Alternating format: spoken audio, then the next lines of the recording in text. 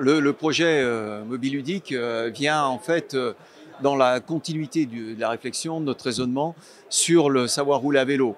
La Fédération française de cyclisme a beaucoup investi ce champ du savoir rouler à vélo. Alors d'abord sur ses savoir-faire de base, notamment la formation des enfants bien évidemment, mais également un volet qui nous semble indispensable pour pouvoir déployer le dispositif, l'emploi.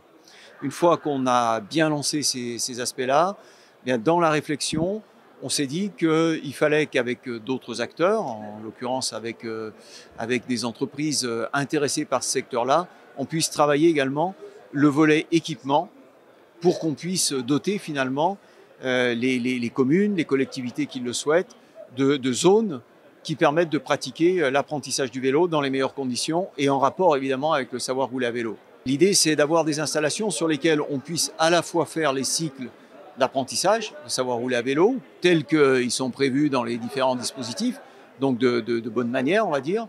Et après, c'est également de se dire, puisque les enfants, on leur apprend et on souhaite leur inculquer la pratique du vélo, il faut qu'ils puissent revenir très librement sur ces sites-là, s'amuser, revenir en famille, amener les frères et sœurs, et comme ça contribuer largement à la promotion de l'activité cycliste. Pourquoi être là au Salon des maires par rapport à ce projet et l'annoncer ici? Parce que c'est un projet qui concerne avant tout les collectivités.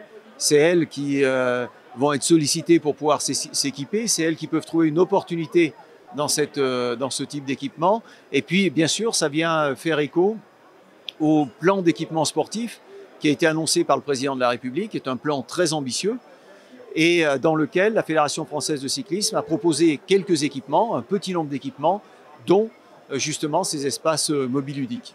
Alors c'est effectivement des actions qu'on peut tout à fait considérer comme importantes dans la dimension héritage de Paris 2024, laisser après les Jeux Olympiques de 2024 une France sportive et une France aussi peut-être un petit peu plus orientée sur le développement durable, la mobilité douce. Et on sait que le vélo, c'est un très bon pont finalement entre le sport et les enjeux de mobilité.